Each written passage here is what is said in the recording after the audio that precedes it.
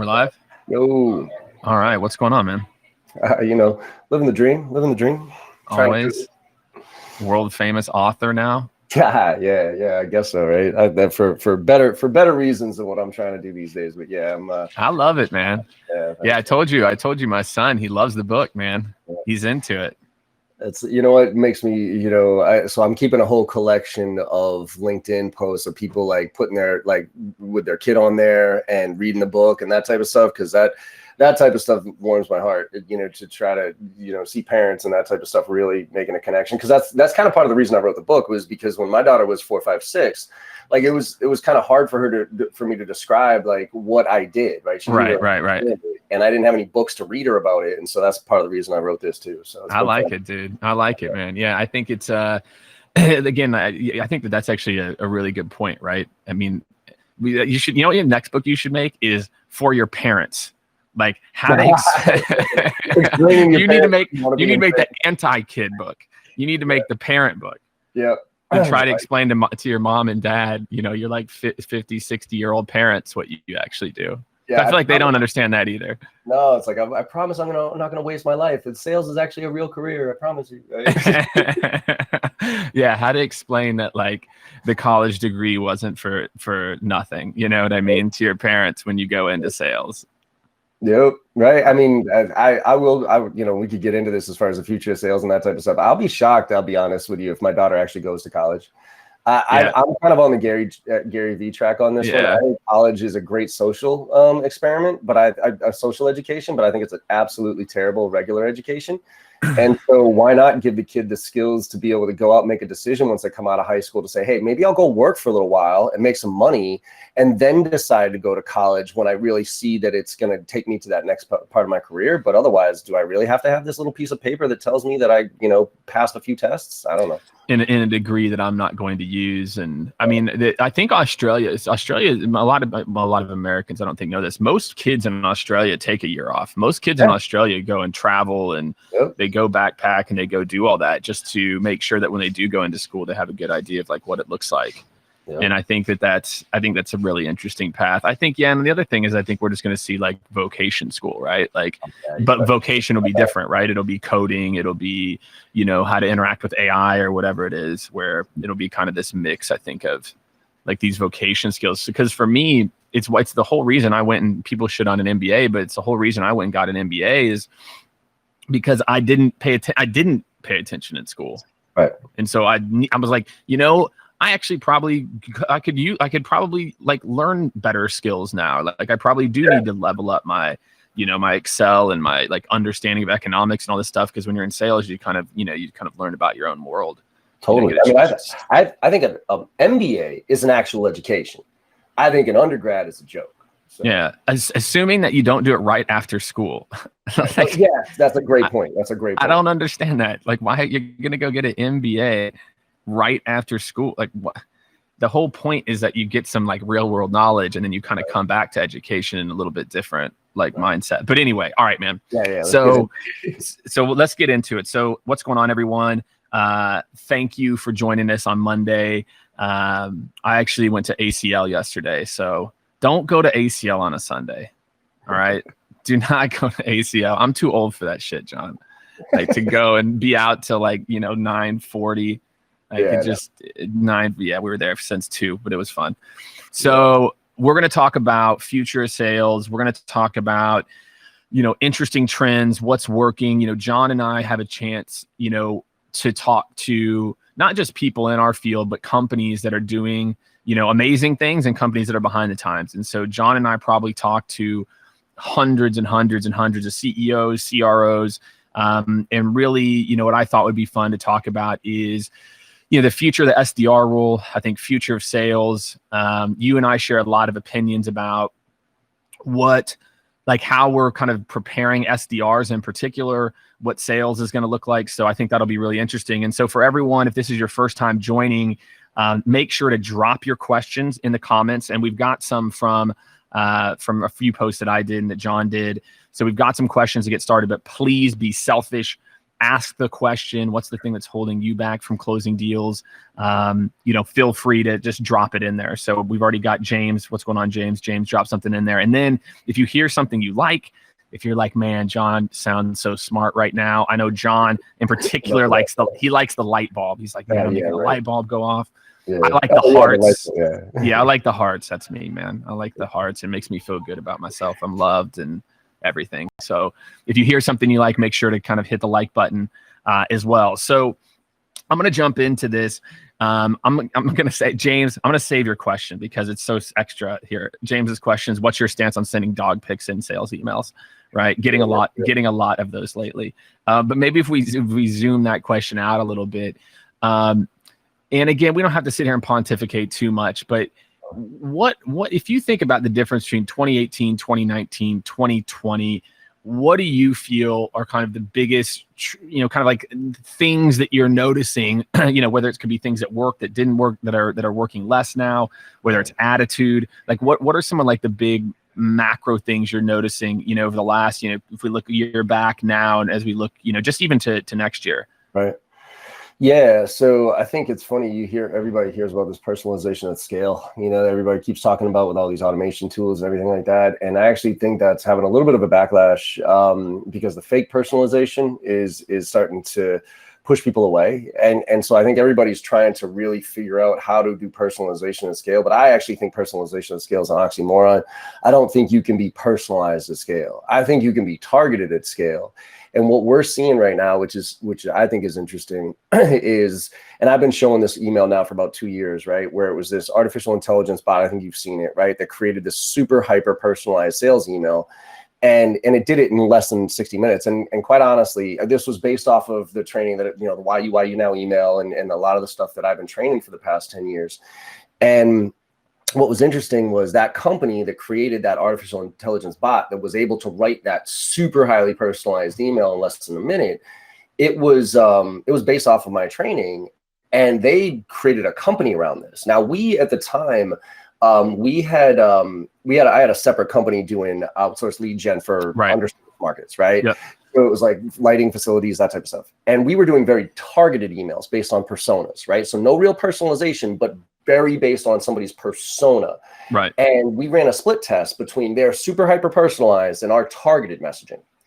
The hypothesis was they were going to come in at 15 to 20% conversion ratio, and we were going to be at like 5 to 6%. And if that was the case, if that delta was there, they were going to go off and build this company, right? Right.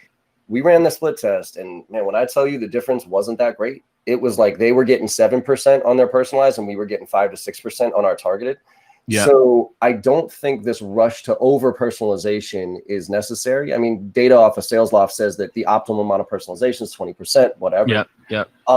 So I think that it's about the cadence, it's about relevance, it's about sharing content, and the last piece I'll say is really it's about doing way more jabbing than right hooking right now. If I'm going to steal Gary Vee's book, right, where you have to jab a little bit to show. That's why the personal brand stuff is so important. That's right. When you share content, people now don't look at you as a sales rep. You don't always have to be asking, let's talk. So 2 big trends. I think true, like actual personalization isn't as grandiose as it used to be as far as the results are concerned. I think you can get better with scale, being targeted and relevant.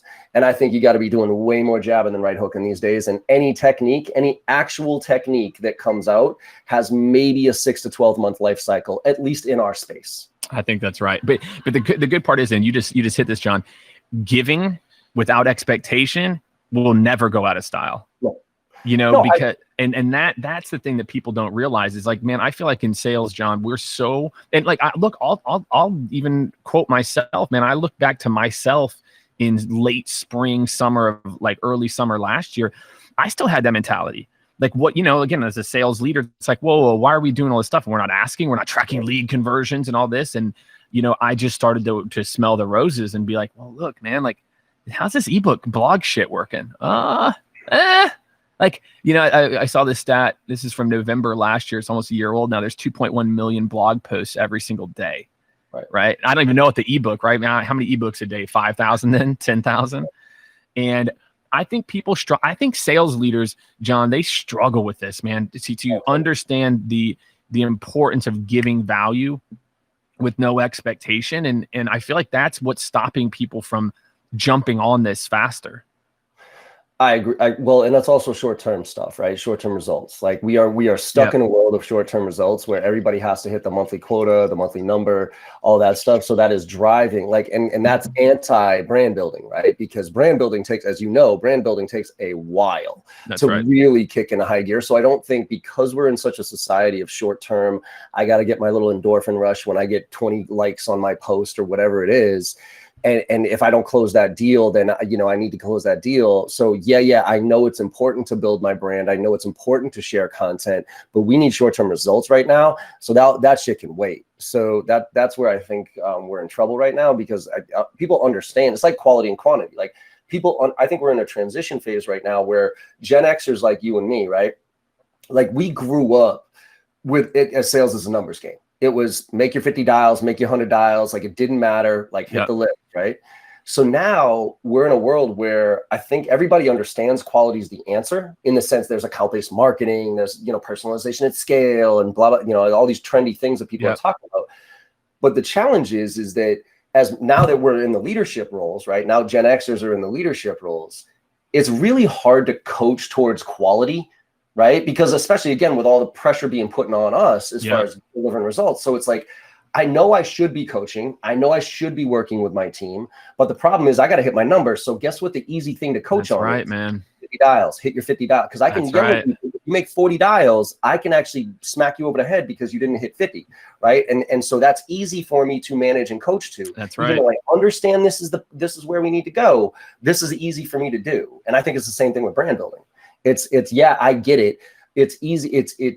We have to build our brand, but short term, I'm going to send out an email to 1,000 people for this webinar that we have coming up here. And hopefully pray to God that somebody's going to sign up for it so that we can collect those names and then blast 1 million emails out. So we can get that 0.01% conversion ratio. That'll hit that extra deal. That'll get our quota hit. You know what I mean?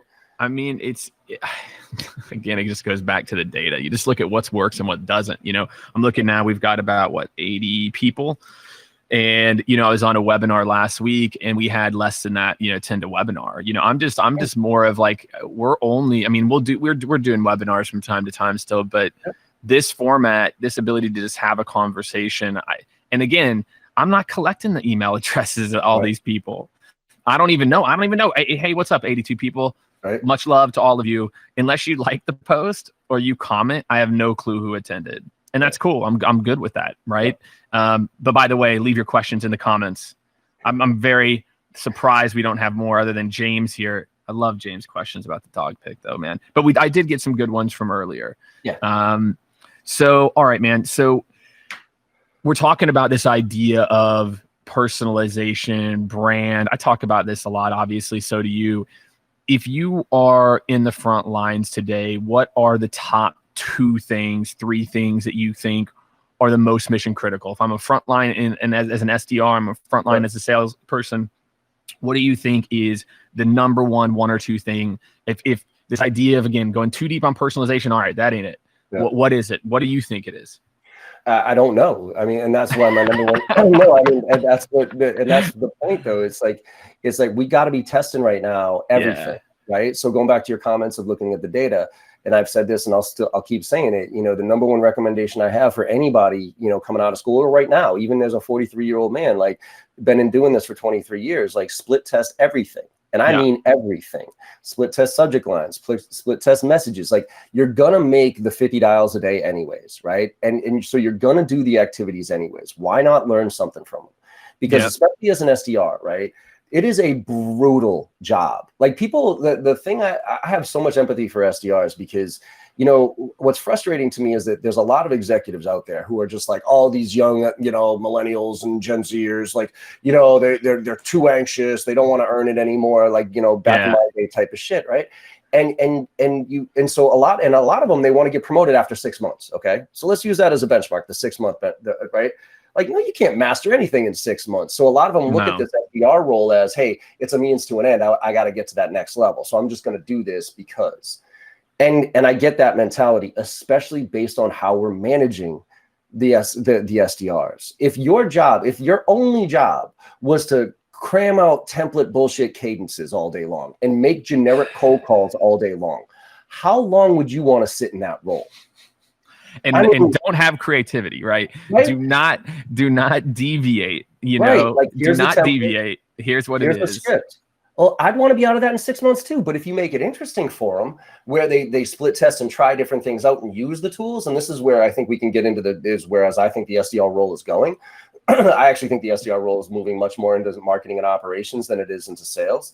But if you look at it that way, and you can split test, because think about it this way, I tell reps this all the time. Yep. Say you make 50 dials in a day, right? You make 50 dials in a day and you get no meetings. Like, that's a terrible, very deflating day. You know what I mean? That's one of those like, oh God, like, what am I doing?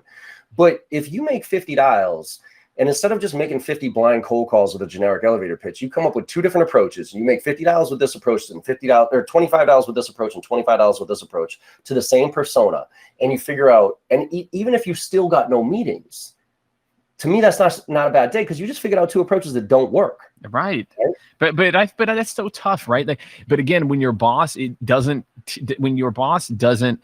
reward failure or encourage failure, that's when that starts to break, because then they're not training themselves to look at it that way. They're training themselves, well, my boss says I suck, or this is like, as opposed to creating that, fostering that, attitude of experimentation.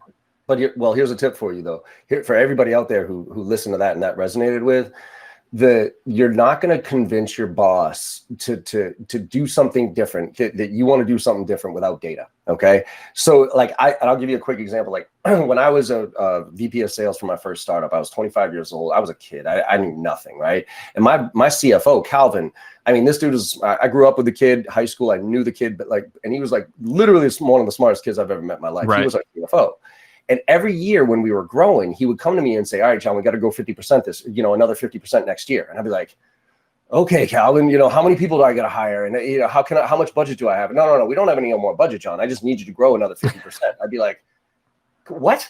I'm like, Calvin, you can't get more blood from this stone, man. Like, I'm working, 17 hours a day, 7 days a week here, right? He'd be like, sorry, we got to grow that much. And I'd argue from an emotional standpoint. Right. And I would always lose. And you'd lose. So one year, I got maniacal at measuring every single conversion ratio, every single point in everything that we did. And so at the end of next year, I came to him when he said, all right, John, we got to grow 50%. I'd be like, all right, Calvin, well, I need 2 more full-time hires. I need another $1,000 a month in marketing budget. And we need to be able to go to 5 more events this year.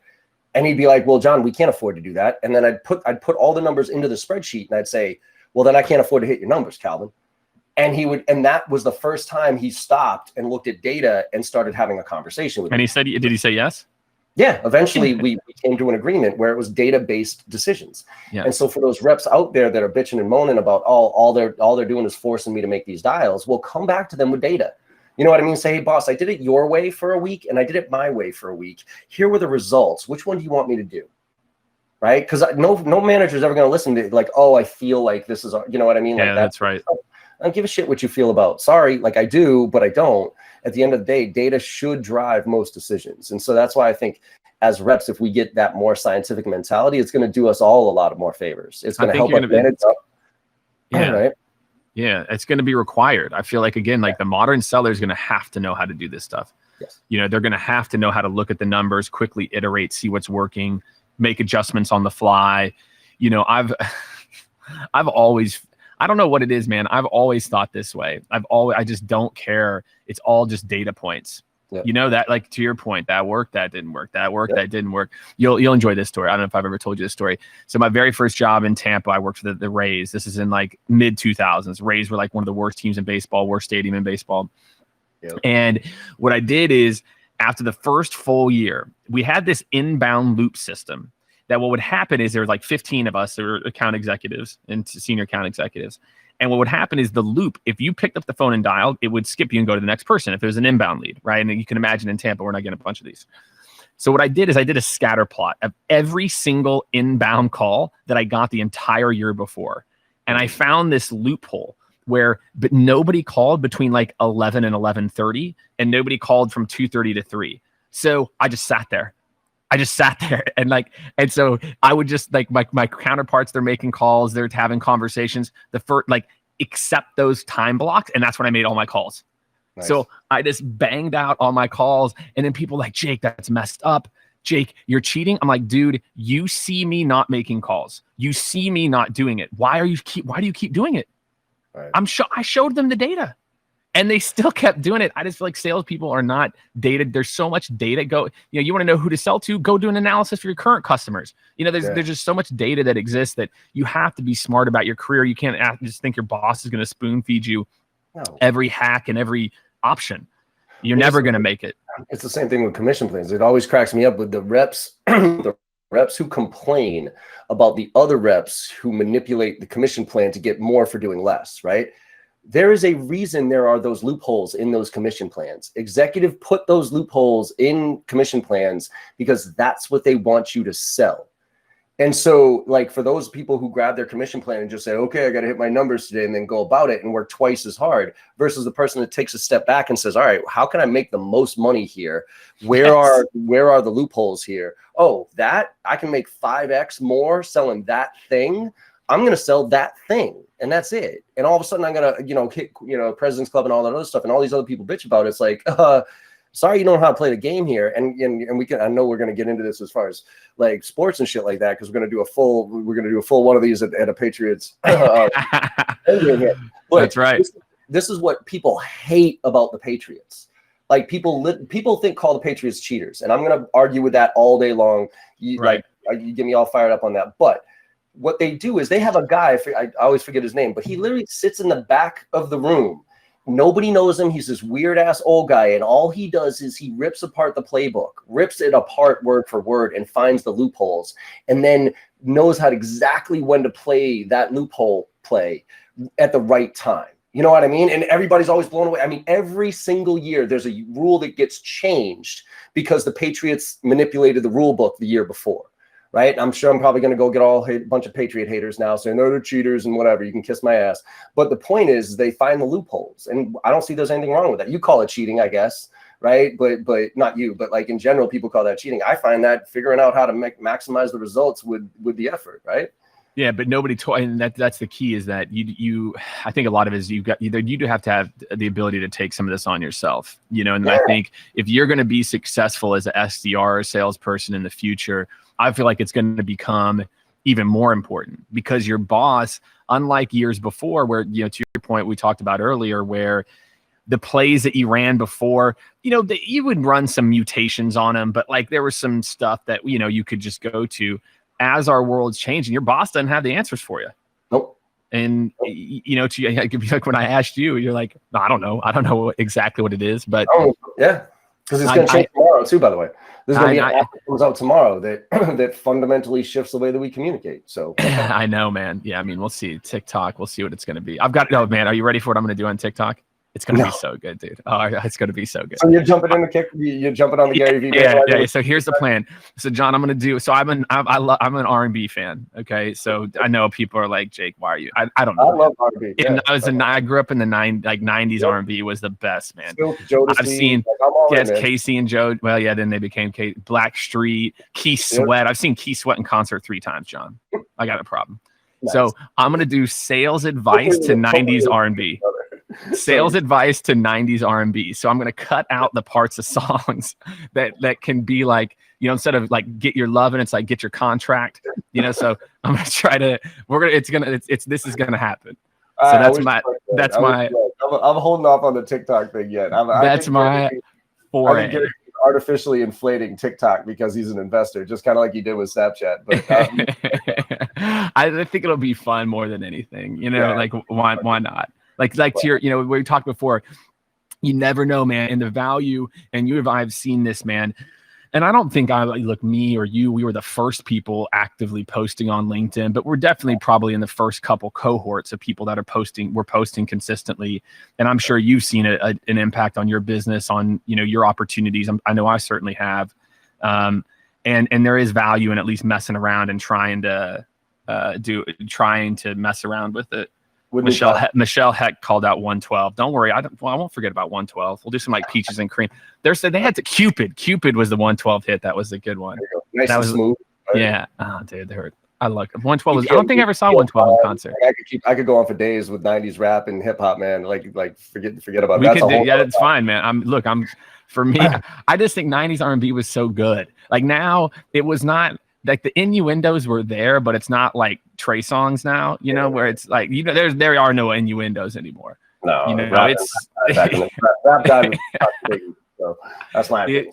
You know it. You know exactly what the hell they're talking about immediately. So, all right. So there's some more questions in here. So I like Dominic's here. Dominic, I'm gonna mess this up. I apologize, man. Dominic Crescenti. Maybe that could be right.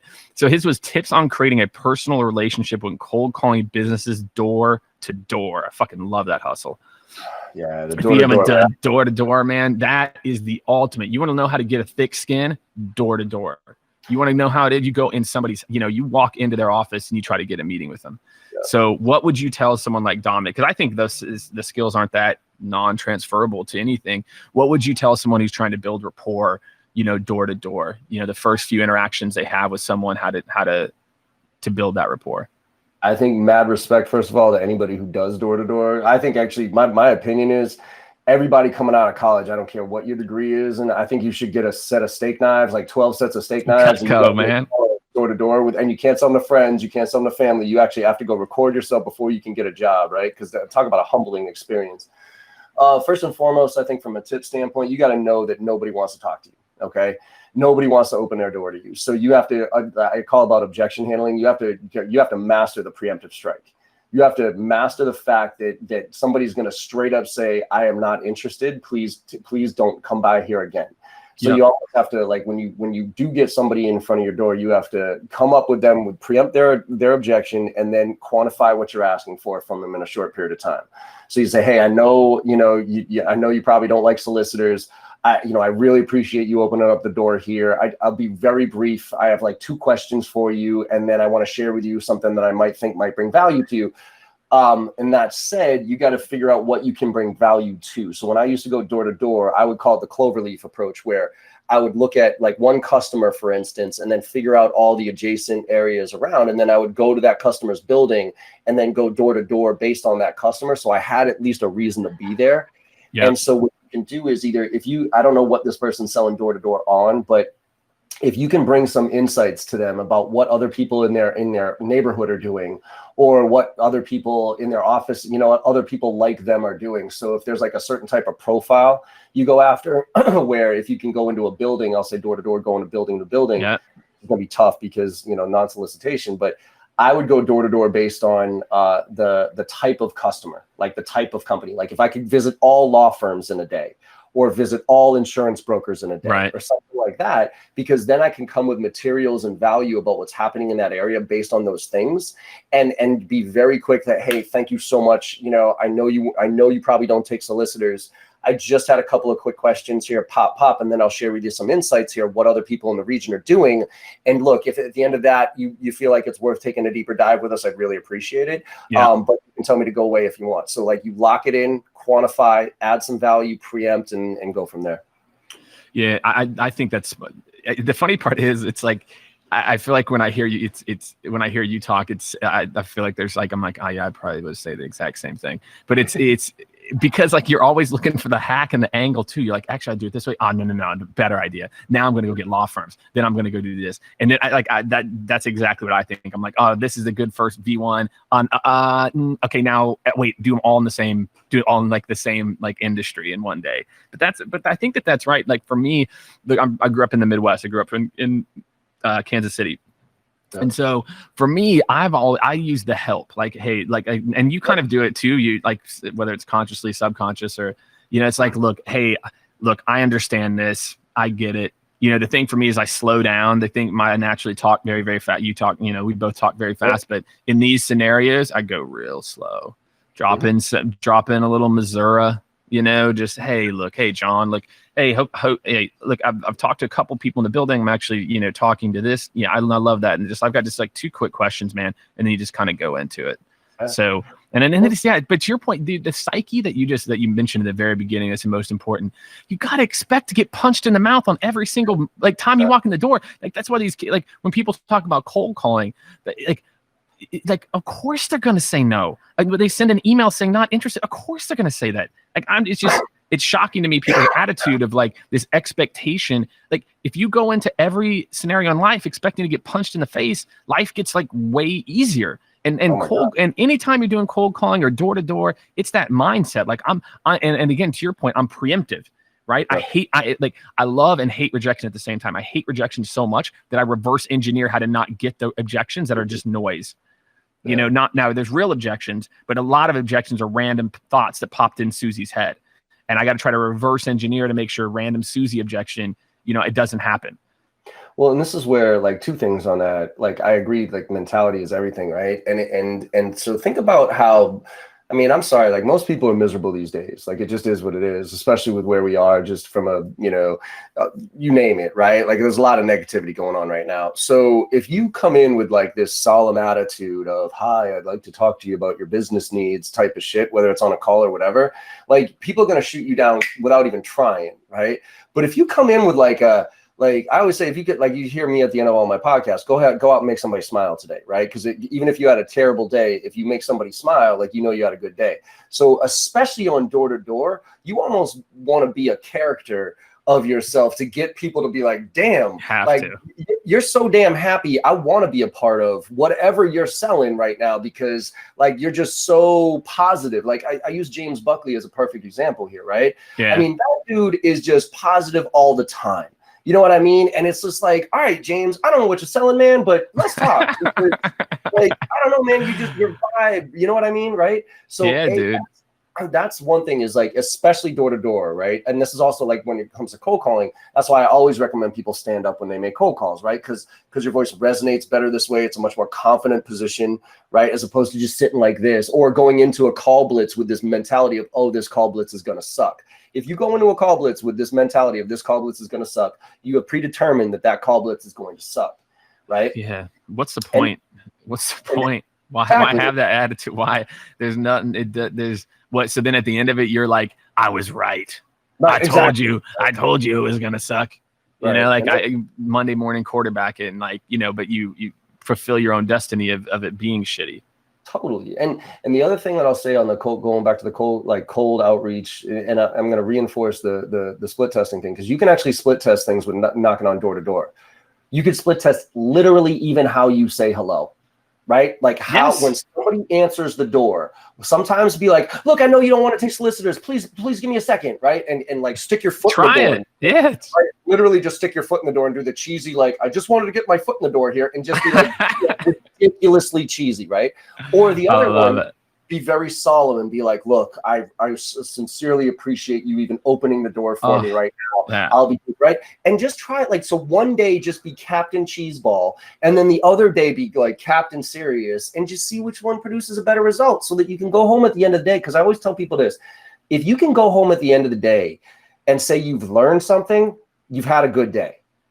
I don't care if you didn't get the results. I don't care if you didn't, whatever it is, whatever your goals were, if you didn't hit those. But if you learned something that day, then you had a great day, in my opinion. Because eventually, like, you're going to cross a bunch of stuff off that doesn't work, right? That's right. Which is great, because the more things you cross off that don't work eventually get you closer and closer to what does work. Let me ask you this, man. I'm going to go off it a little bit. How do you teach this, man? I feel like if this is this mindset, and again, I'm part of it's got to be DNA, right? Maybe just you had a, you grow up in a certain setting where, resiliency is just, something that you train yourself for whatever reason. There's definitely some DNA. I think people who really just, this is ingrained in their soul. Yeah.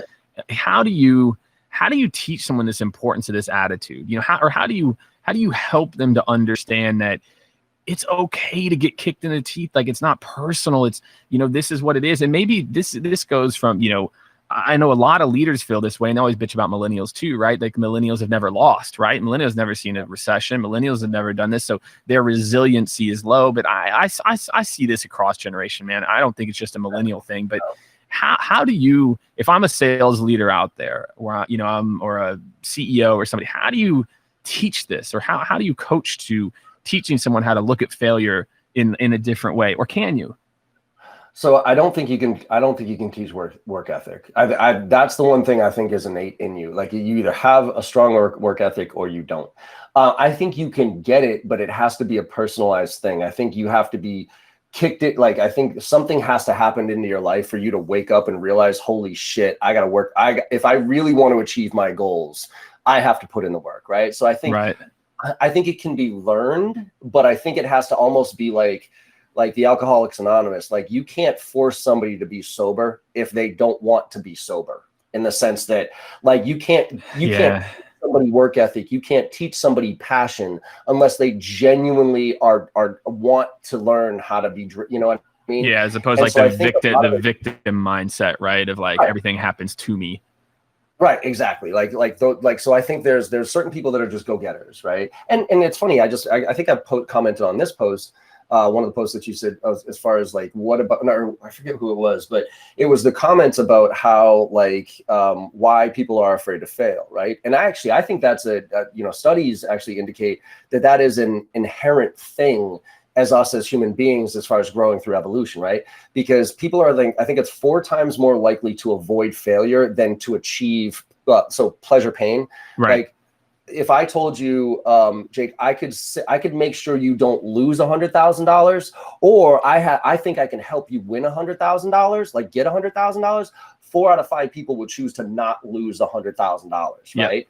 So we are risk adverse by nature, because if you think about it, growing up in Stone Ages, this type of stuff, fear is what saved us, right? Because we didn't go outside because we didn't want to get eaten by the lion, right? So it's relatively recent that, as an evolutionary thing, as human beings, we are driven for success as opposed to trying to avoid failure, right? So I think what we need to do as leadership is, and I've always said this to everybody, is every leader, and I'm sure you get it a lot like I do. I get a lot of leaders saying, hey, John, I get my team here, and sometimes they're in, sometimes they're out, but I just can't get them all bought into what we're trying to do here, to work as hard, right? And first of all, you never should expect somebody to work as hard. That's right. Yeah. But second of all, my question back to them is always, when was the last time you truly, really, truly, genuinely painted a vision for them, for the business, and help them understand how they fit into this and what it's going to do for their careers? Yep. And most of them don't. Most of them have their vision statement. It sits up on the wall, but they don't live it, right? And so, but if you sit there and paint out, okay, this year we got to hit this revenue target, and after that we're going to be going for an IPO, we're going to go for a next round, or whatever it is. And now, based on that, this is what the management's priorities are in leadership, and this is where your priorities are. And then you have a sit down conversation with the rep about, where do you want to be in your life? And that's what. So my question always to my team, we just had this on Friday, was lifestyle wise. Let's look out 3 years. Let's look out 5 years. Where do you want to be in 5 years from a lifestyle standpoint? Right? Do you want to be flying around? Do you want to do this? Wife, family, kids? What does that look like for you? Now, based on that, let's back into it.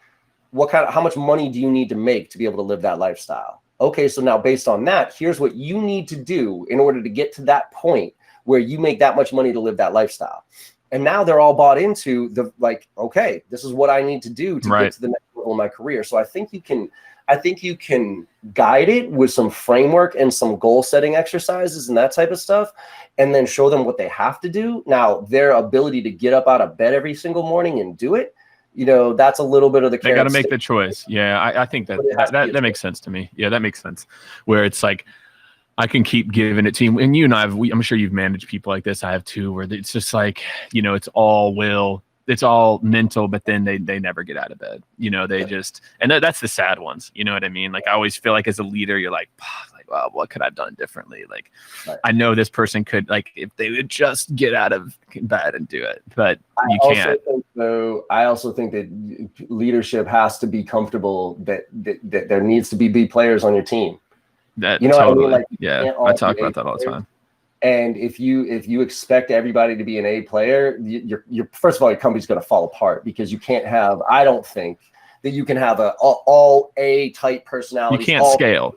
You can't scale, right? Because a lot of those people are artists, if you will. You need the B players that are going to show up and do their job, but are okay with going home at 5 o'clock because they want to be with their kids and their family, and making $100,000 a year for with a couple of bucks.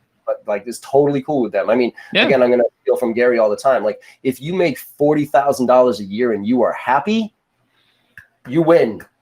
Yeah. You win. Yeah. I mean, I know millionaires who are miserable sons of bitches, but if you make 40 G's a year and you're happy, like genuinely happy as a human being, you get to spend the time with your family and all that other stuff, and you don't want to be a millionaire, like shit, man. You don't have to. Yeah, dude, you're right. I mean, dude, that's what I tell, you know, that like I spent time with one of our clients a couple of weeks ago, and I said, look, I can build an army of B players with the right attitude. I can build a army of B players, but you have to listen.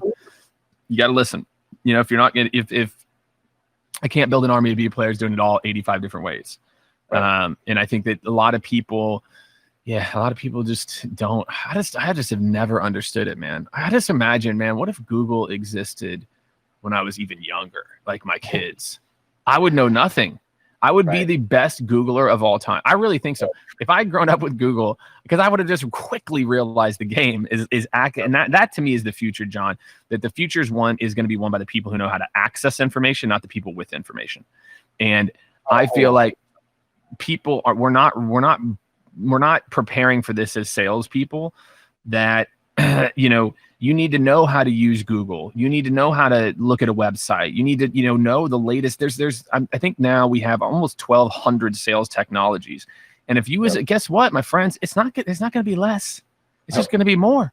And if you're, as a seller, you're not paying attention to what these tools are, you're going to be doing so many things manually, where another rep might be, you might be 40% better than them, but you get the same results because they're just more efficient and effective than you, because they know how to find the information. They know how to find tools. And if your sales org isn't investing in sales tech, you got to go find somewhere else, man. And I'm not talking about just throwing money at it either, right? Like not just throwing money at like the tools, but actually a team that gets it. I feel like that to me is the biggest trend I feel for sales people in particular, that if in next year in 2020 and 2021, you are not getting versed in what data scraping, data management tools there are, how to not use SalesLoft and Outreach and Groove and these tools as an automation tool, but how to use it as an outsourcing your brain tool, which is I can put anything I want in those little containers. But we're, again, like to your point though, we're just teaching people send all. And also even understanding tools like lean data. There's just so many tools out there that exist that if you are a salesperson, you're not paying attention to that, you are just going to be left behind. And then like the AI bot you talked about, the AI bot that can write all your emails, man, guess what? I'm on a beach, you're busting your ass, and I'm just pushing, John Barrows into the, generator, and I'm just generating the same results as you. And I feel like that's what I'm most scared of, candidly, John, for a lot of older sellers that might have been carrying a bag, might be in their 50s now, or, late 40s, that, my friends, like you got to start to pay attention to what's happening. What got you to where you are in your life, in your career. And I know you're making 250, 300 now, my friends, it is not going to be like this for forever. It's like the people who are continuing to learn how to drive trucks, knowing damn well that that's going to be an obsolete job in 5 to 10 years. Like you have got to stay in front of the game. I agree with you. I'm on the flip side a little bit though. I'm a little bit more concerned for the younger generation, looking for those tools. So I think the older generation, depending on industry, because you and I always need to keep in our head that we have to take our heads out of the SaaS world for a little bit and realize that the rest of the world is actually, pretty, I don't want to say far behind, but from a sales standpoint in general, the tools and technology, you come out of San Francisco in SaaS and it's like circa 1985 again when sales, like for a lot of organizations. In our mind, but you're right, John. You know how many companies are doing 85, 150 million, and they're not this sexy SaaS company, but guess what? They built a profitable business, John. It's this whole new concept. Holy shit, you feed their expenses with profits. Hey, I know, right?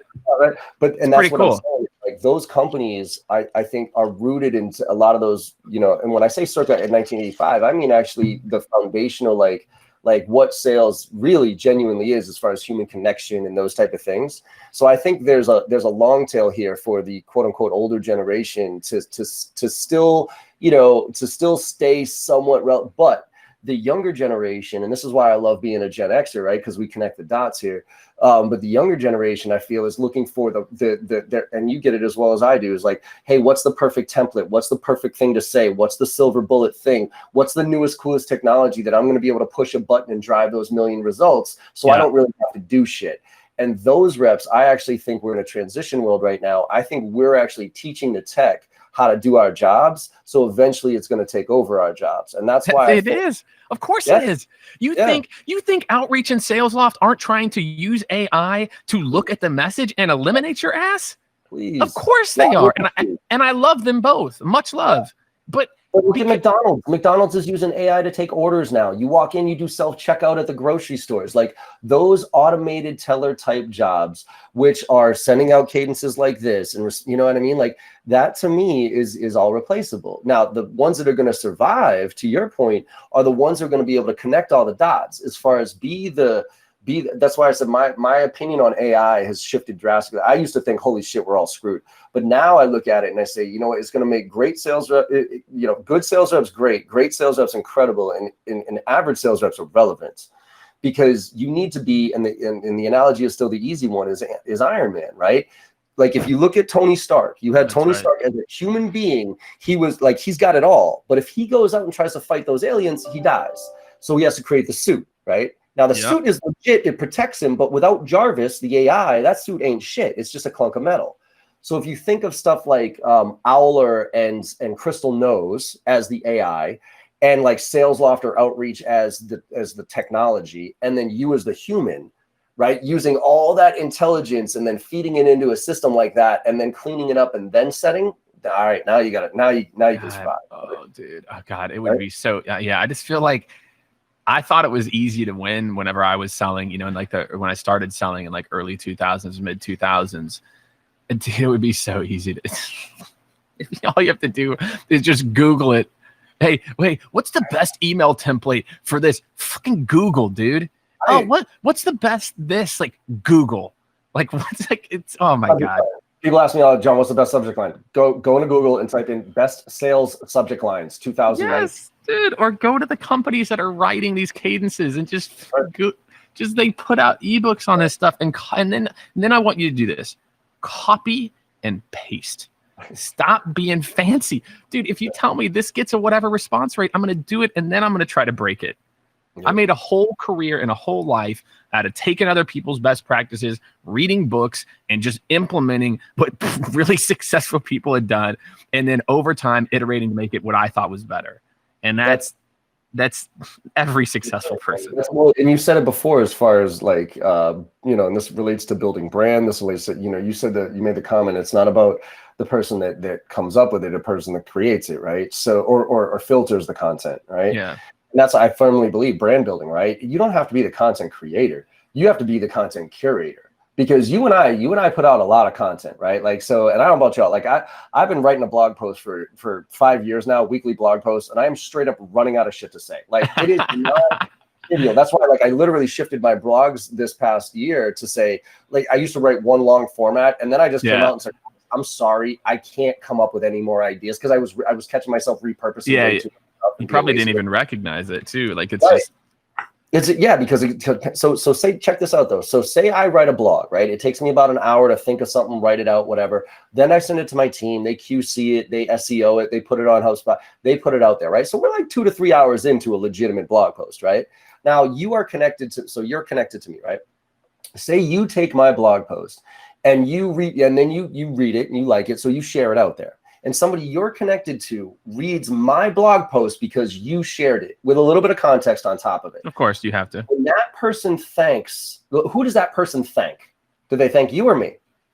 You, all day long.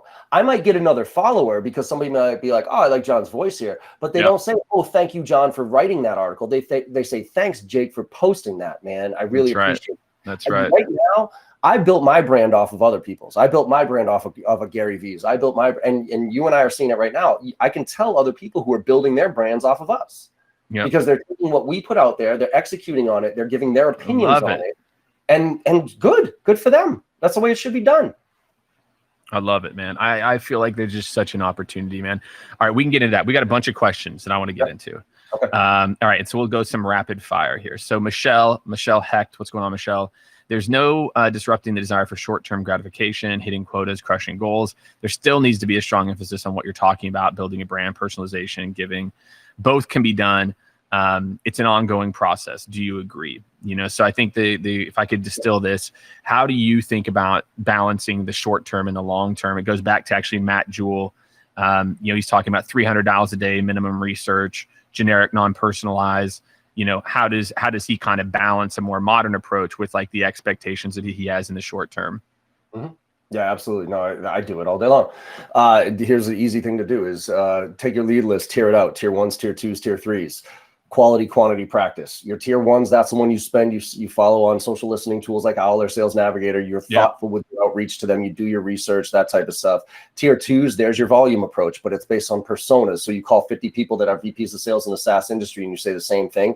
And tier 3s, I used to throw them away because they're crappy accounts, but they're great for practice. So now every time I'm trying a new pitch or something like that, I run a list of my tier 3s and throw up all over myself. So just by segmenting out your accounts and then creating, here's what I usually recommend people do is you create a morning routine where you instead of checking your fantasy leagues or reading the morning paper and getting all pissed off about that type of shit, you actually educate yourself first, right? So I think business acumen is sorely missing in the sales cycle of education. We teach ourselves on techniques and all this other stuff, but business acumen is something kind of just that evolves based on our experience. I think reps should be way more proactive with their business acumen. And the easiest way that social selling flipped for me, because look, as a 43, when social selling first came out, I was like, great, yet another thing I got to do to be successful in sales. I hear you.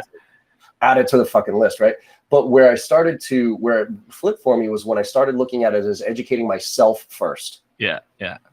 I signed up for stuff like Feedly and all these other things, and I would read articles based on my industry, based on the personas, based on the things that I was interested in learning, but also that my audience was relevant to my audience. And when I would find something in the morning, when I would read my paper during my morning routine, that's when I would share it out there with some context around it. Hey, really interesting article here by Jake about AI and its impact on sales moving forward. Here's my thoughts on it, whatever. And that's where I shared it out. So just in an hour a day and then tiering out your accounts and taking different approaches and split testing, you can do both. Yeah, I think that's right. And that's his follow-up question. I think you already answered it, which is how do you get management to understand the modern world? What John is telling you is look, dude, there's X hours in a day where you're doing your 300 dials, and then there's Y hours in a day when you're doing whatever Netflix or whatever the hell it is you want to do. So John mentioned this maybe 30, 40 minutes ago. You just got to put in an extra hour and a half a day, do it your way. Then you bring the data. And if you do that, it makes it a much easier conversation. So I, as your boss, I can say, well, shit. All right, man. Well, Jake, look, this is interesting. And then the ask isn't to say, I'm going to do this 100%. You say, look, I've been doing this for 90% of my job. I've been doing this for 10. What I'd like to do is move that to 70-30 and come back to you in a month. How's that sound? Yeah, that seems reasonable. And then after 30 days, I want to come back and do 25-75. That's how you have a grown-up conversation, and like with a leader. And by the way, if the boss doesn't appreciate that, go find another job. Yeah, that's easy because then you're bringing data to the table. All right, so we got Cole. As prospects become harder to reach via traditional channels, phone, email, he says social in here, number of contacts involved in deals increases. Do you see a push toward face-to-face meetings in the future? Obviously, ACV has to be high enough. I'll give you my 2 cents here. There's a lot of data, my friend. And we did an article on it, or maybe I did a weekly recap on it, maybe like a couple months ago. But the data around face-to-face is real. Like, I mean, the close rates, the meeting rates are all higher. So, to your point, ACV has to justify it. But the good part is now going face-to-face, you can stand out. We've just like everything, we over-engineer. We went from no field to all inside. And now, we're starting to see these people that do a good job of, doing mixing and being smart about when they go on site, really being able to close big deals. So I agree, but I think it doesn't have to be actual face-to-face physical. I think it can be this. I think this is going to happen. I think this is what needs to happen more and more as far as, yes, seeing somebody, because the whole, how we communicate 835, 57 words, tonality, and body language, right? So that's why like Zoom session or whatever is so much more valuable than a pure call. cold call. That said, I do believe that the people who will win in the future, developing relationships these days is not necessarily, it's not about just taking, people out to lunch and dinners. And that's part of it, obviously, in certain industries. To me, the way that we develop relationships is by adding value. And part of the way you add value, to me at least, is giving me time back. So if you can give me time back and you can be more efficient with my time, I'm going to look at you versus some bullshit sales reps that's just showing up just to show up and develop their rapport with me and waste an hour of my time with half of it being crap rapport building stuff. I think the tolerance for that is going to be less and less, because I'll be honest with you. Like, I think people like I'll give you an example. Like, people ask me all the time, John, let's grab coffee. I'm sorry, I have zero time to grab coffee with you. Like, I'd love to, and I used to all the time, but now a 15-minute call with me to ask me what's going on and give me a quick little value proposition, I will respect you way more on that one than making me drive, half an hour to grab coffee, sit there for an hour, chumming it up with you and having an hour. So I think it's got to be selective. Look, if you can get the chance to meet somebody face to face and there's value in it there for you, absolutely. But don't just go doing face to face to do face to face. Because don't expect it, right? Don't expect Johnny anybody wants to meet with you. For me, I think of it, it's just a way to strengthen it. You're right. Video is a table stakes. There's also a lot of data around that too. LogMeIn and a few others have done a bunch of research around having the video camera on both ways and what that can do to close rates. So I'm a big fan of it. All right. So my man Ewing here, Gillespie, he says, John Barrows, A players, the top 20% create the playbook, plays, tactics, and the B players, 60% execute it consistently. Is that it? So basically, I think what he's getting at is a point that we made before, just talking about not reinventing the wheel, A players versus B players. I think kind of. The difference is a lot of times your top 20% are actually lone wolves, which means like, which means like, dude, I can't replicate the dude who's also a part-time comedian, or like, somebody who's like, I can't replicate that dude. So I would say hypothetically, yes, is my answer, but you got to look for the things that they're doing that are actually repeatable by the 60%. I couldn't be more. I was going to say, like, most of the true A players, like they're A player, they're going to be the best sales reps, but they'd be the worst managers, right? So where I think a lot of companies make the mistake is they promote those best sales reps to be managers, and those best sales reps are a lot of times artists. They can't tell, they're unconsciously competent in the sense that they just kind of do what they do because they've been doing it for so long. Now, again, to your point, if you sat down and watched them, I guarantee you'd be able to pull process out of them. But for them to impart their process or their way of doing things on other people is hard. For me, I want the I want the B+ rep to be the best manager, the rep who is consciously competent, the ones who knows exactly why they missed their target and can't analyze that. So I think if you're a B player, you should absolutely pay attention to what the A players do, but I wouldn't necessarily bet on their playbook, because their playbook might have some subtleties in there or some subjective stuff in there that you just can't replicate. So that's exactly right. What makes them great, and then pick apart the pieces that'll fit your style. Because I tell people this all the time, like, that's why split testing, I never tell people to do my approach. I mean, I'm John Barrows from Boston, Massachusetts. I got a pretty direct and in-your-face approach to selling. Like, I got no problem asking the hard question, pushing you to do something, right? But Jake, you might be, you know what I mean? You're from Kansas City, right? So like, I know you're. I've got all the gear. Yeah, I've got all. Like, that's for me. But you're right. But I have that gear. You could never do that because it's not you. I can do it because it was a part of me. And then I went, I lived in New York for 6 years too. But you have to know yourself too, and be authentic in your plays, or people smell it. It's kind of like scripts versus structure, the argument I was having with Richard Harris. Like, I think scripts are good to start, because, okay, you don't know what you don't know, so I'm going to give you a script so you can. But if you don't make that script yours very soon thereafter, then it's never going to come across as genuine. It's never going to work for you, right? So I get the first 3 months, you should be scripted because you need to figure out what you're going to say, but you need to then find your voice.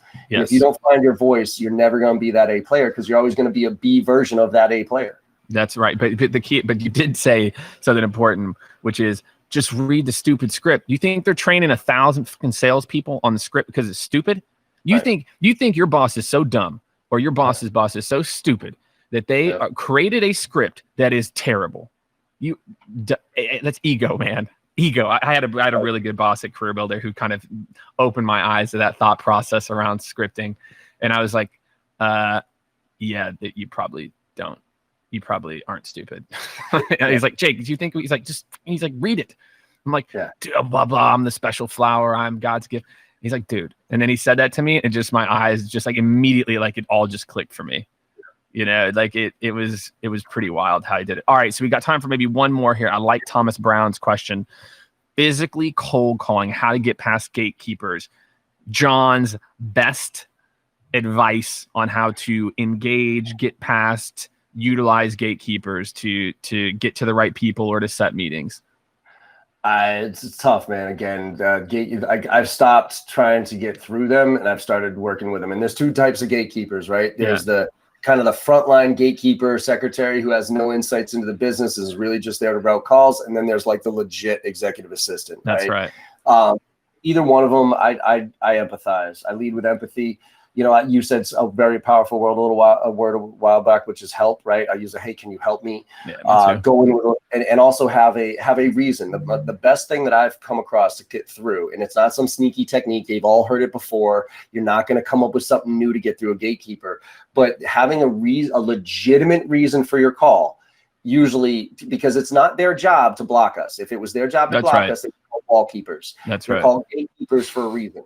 And so like if somebody's drowning on the other end because they can't figure out a solution, and you got a solution for that, they're not doing their job. But we're also not doing our job because we haven't given them a good reason. So I reach usually to a secretary gatekeeper. Here's my flow. Hey, thanks for taking my call. Can you help me? Well, I'm not sure. Who is this? What do you want? Well, this is John with John Barrows Sales Training. And I have, Jake's name here. And I wanted to see if I could talk to him. And the reason I wanted to reach out is because we're doing a lot of work with other companies that are in your space that we've been able to show some really good results for. And you fit a very similar profile. And I was just wondering, what's the best way to get like 10 minutes on Jake's calendar, have that conversation? Right? So you lead with a reason for your call, and then you marry it to some other value proposition, and then you ask for time, right? So that flow right is the one that's got. I do the same thing, but and again, and you said in your industry but I always have the cheat sheet, so I know, right? And it's like in industrial manufacturing, in the Pacific Northwest, right? Or and I started doing that very early on. I would just create, I had these Excel sheets, John, that were like a Rubik's cube of industry, size, and location. And so I could just go back and forth, and I build them for my teams and everything, and it let us just have very, very direct conversation. But that's my advice. That's what I do too. I ask for help. Hey, look, John, I have talked to like 3 different people, man, and I'm hoping you can help me. I got directed finally to Rachel Henderson. Is Rachel handle the kind of the primary like budget around digital marketing? Is that her main? Oh, okay. Thanks, John. I really appreciate it. And then I go into my whatever it is, because because it's authentic, it's like, I am frustrated. I've talked to 5 people, but anyway. I got to bounce here, but you could even use sometimes I use this mindset. Other times you actually say this. I go, look, I know what your job is. You know what mine is. We could do this the easy way.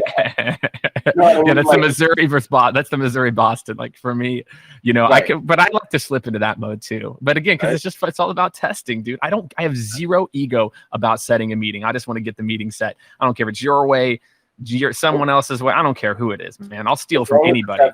As long as it's ethical and you're not using any tricks or bullshit stuff through. That's the only caveat. I agree with that. All right, my man.